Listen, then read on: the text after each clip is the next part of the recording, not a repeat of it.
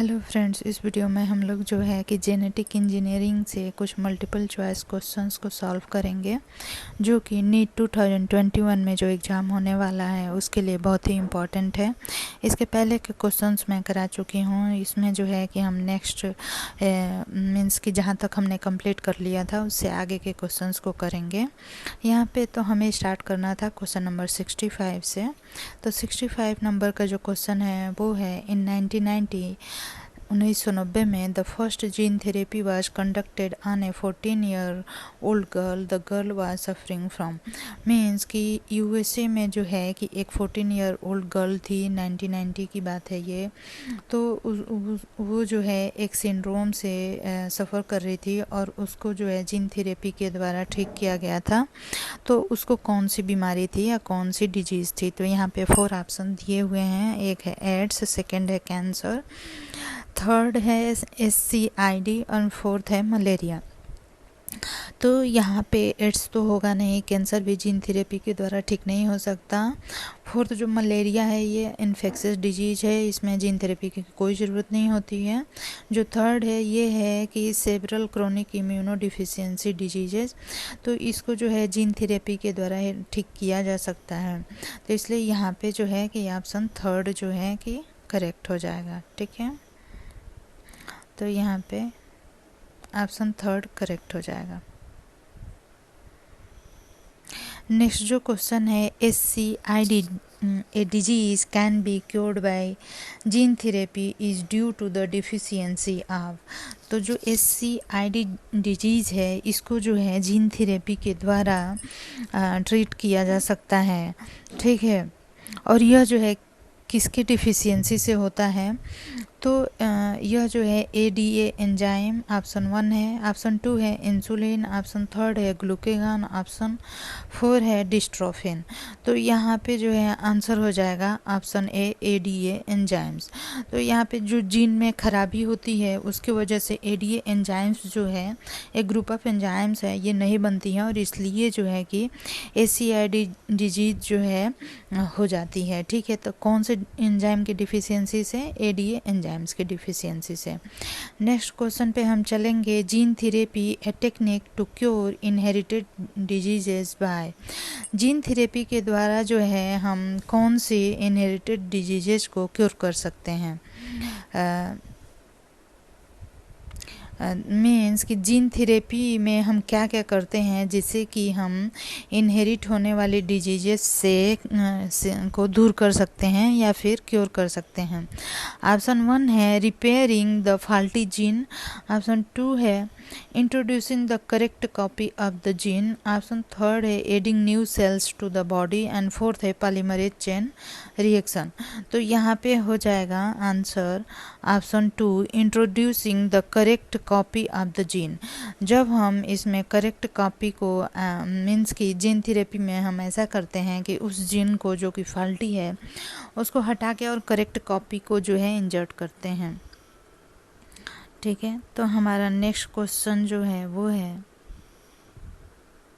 During gene therapy the possible way through which the gene can be introduce into the cell are. Means कि gene therapy के दौरान हम क्या करते हैं कि कुछ सेल्स को कुछ जीन्स को जो है कि इंटर करते हैं। ठीक है, जीन्स को जो है कि हम सेल के अंदर इंटर करते हैं। तो यहाँ पे कौन से मेथड हैं जिनके द्वारा हम ऐसा करते हैं?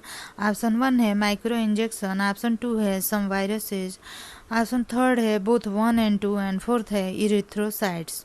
तो यहाँ पे जो है कि कौन सा आंसर हो जाएगा? ठीक है, तो यहाँ पे हो जाएगा, यहाँ पे हम दोनों का ही यूज कर सकते हैं, जैसे कि माइक्रो इंजेक्शन और सम वायरसेस का। तो इसलिए यहाँ पे ऑप्शन थर्ड जो है ये करेक्ट हो जाएगा यहाँ पे। ठीक है, नेक्स्ट जब हम चलते हैं, in one type of the gene therapy, एक तरह की जीन थेरेपी में क्या होता है कि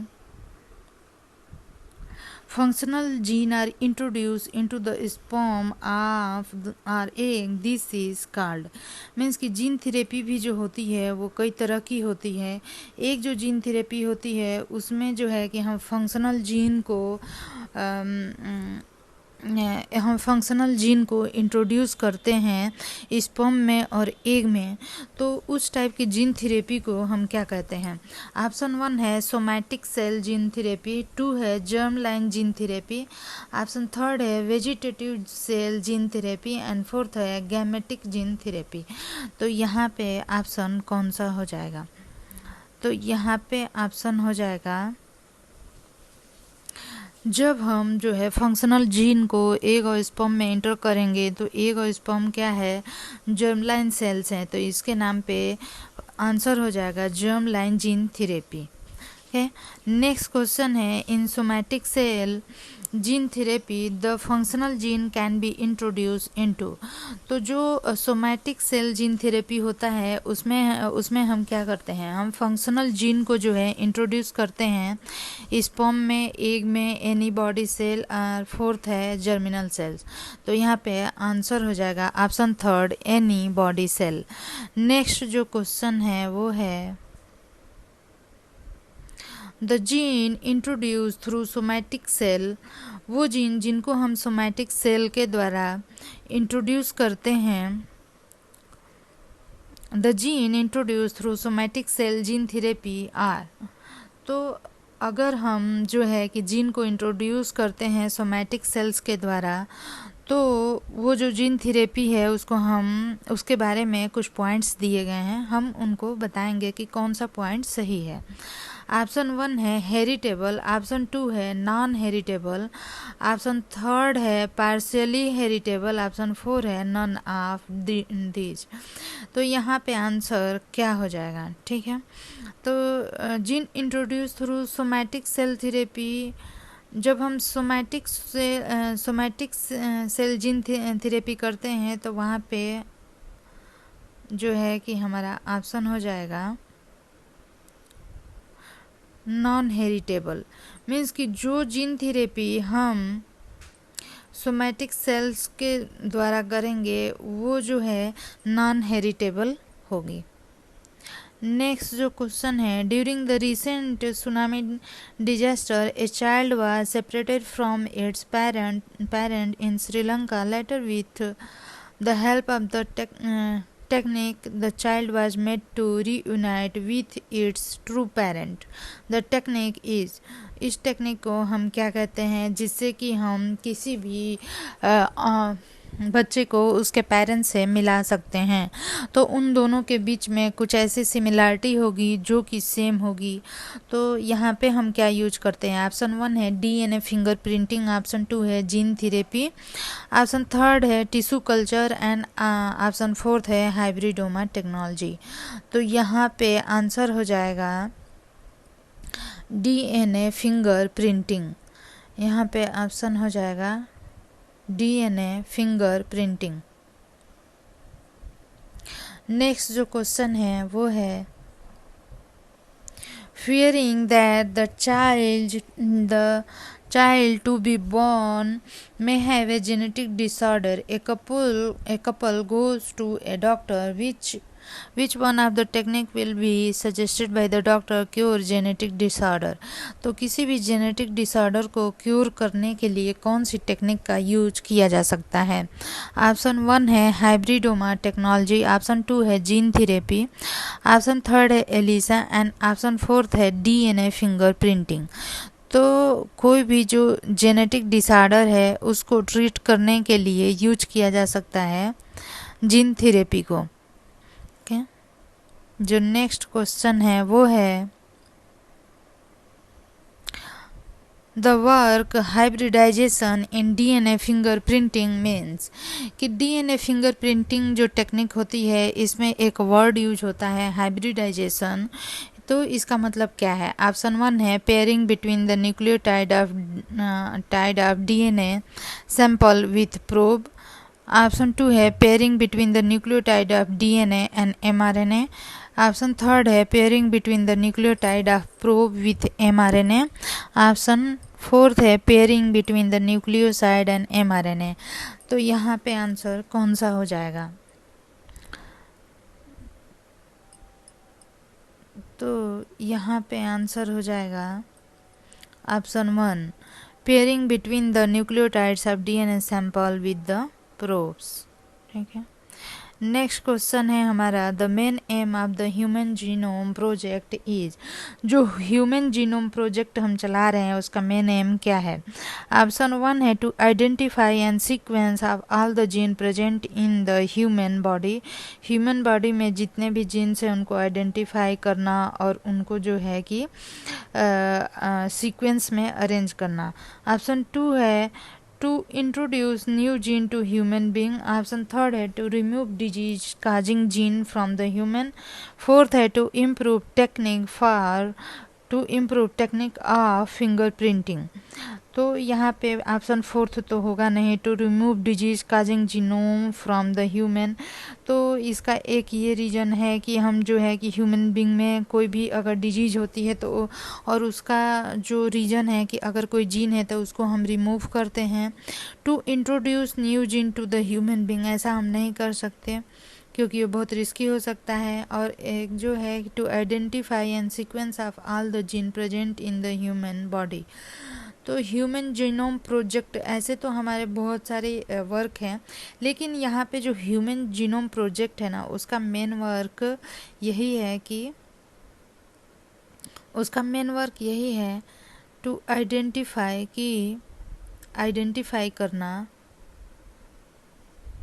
identify and sequence of all the genome present in the human body. Next जो क्वेश्चन है 76 वो है बीटी कॉटन बीटी कॉटन क्या है?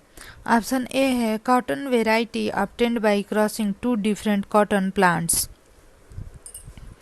दो डिफरेंट वेराइटी के कॉटन प्लांट को क्रॉस करने से मिलता है। ऑप्शन 2 है a cotton variety brought from South America. Option 3 है an insecticide spread on cotton plant. And option 4 है ए ट्रांसजेनिक कॉटन वेराइटी। तो बीटी कॉटन जो है एक ट्रांसजेनिक कॉटन वेराइटी है। तो हम यहाँ पे एक ट्रांसजेनिक कॉटन वेराइटी है।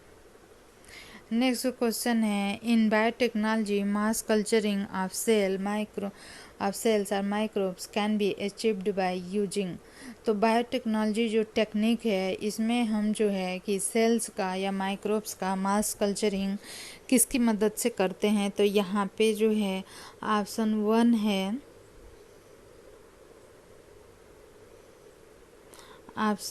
है टेस्ट ट्यूब कल्चर। ऑप्शन 2 है बायो रिएक्टर। ऑप्शन 3 है ऑटोक्लेव। ऑप्शन 4 है इलेक्ट्रोफोरेसिस। तो यहाँ पे ऑप्शन 2 करेक्ट हो जाएगा, बायो रिएक्टर। नेक्स्ट जो क्वेश्चन है a device in which a substrate of low value is utilized by living cell और enzyme product of higher value is called. तो इसको हम कहते हैं test tube culture. Next question है a bioreactor known for mass culturing of cells microbes must have agitation for mixing of all the cell and the medium. Option 2 है self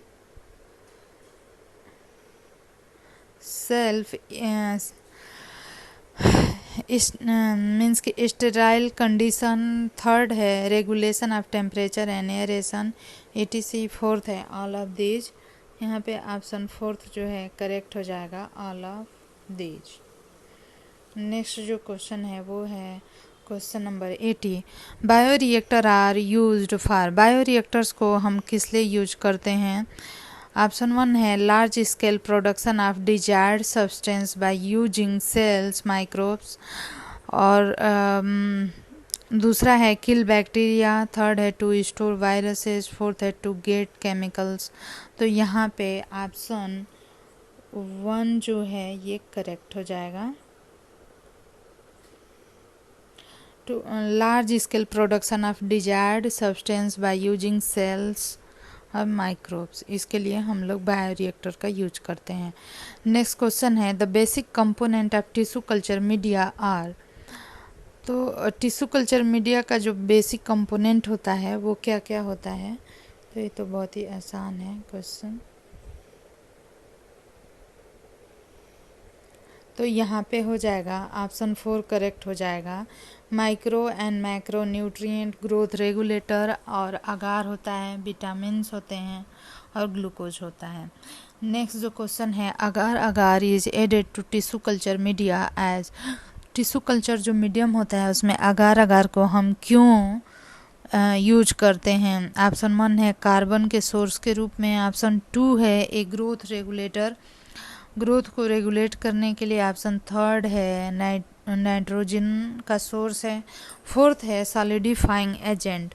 तो यहाँ पे ऑप्शन 4 करेक्ट हो जाएगा, solidifying agent के रूप में। नेक्स्ट जो क्वेश्चन है, agar agar used in plant tissue culture is extracted from. जो अगार अगार जो है प्लांट टिश्यू कल्चर में यूज होता है, इसको हम कहाँ से एक्सट्रैक्ट करते हैं? तो यहाँ पे आंसर हो जाएगा, ऑप्शन 1 है फंगाई, ऑप्शन 2 है बैक्टीरिया, ऑप्शन 3 है एल्गी, ऑप्शन 4 है वायरसेस। तो यहाँ पे ऑप्शन जो है करेक्ट हो जाएगा, ये जो है अगार अगार एक एल्गी से प्राप्त होता है, इसे जिलिडियम और ग्रासिलेरिया जिसका नाम होता है, ठीक है। तो यह जो है हमें एल्गी से प्राप्त होता है, ठीक है। नेक्स्ट जो क्वेश्चन है, glucose is added to the tissue culture media as. Glucose को जो है हम टिश्यू कल्चर मीडियम में किस लिए यूज करते हैं? ऑप्शन 1 है ग्रोथ रेगुलेटर, ऑप्शन 2 है कार्बन सोर्स, ऑप्शन 3 है सॉलिडिफाइंग एजेंट, ऑप्शन 4 है एन एंटीबायोटिक। तो ग्लूकोज जो है एंटीबायोटिक की तरह वर्क तो नहीं करता, सॉलिडिफाइंग के लिए हम अगार अगार यूज करते हैं, और ग्रोथ रेगुलेटर भी नहीं है, तो क्या है, कार्बन का सोर्स की तरह यह वर्क करता है। तो हमारा जो ऑप्शन 2 है ये करेक्ट हो जाएगा, ओके।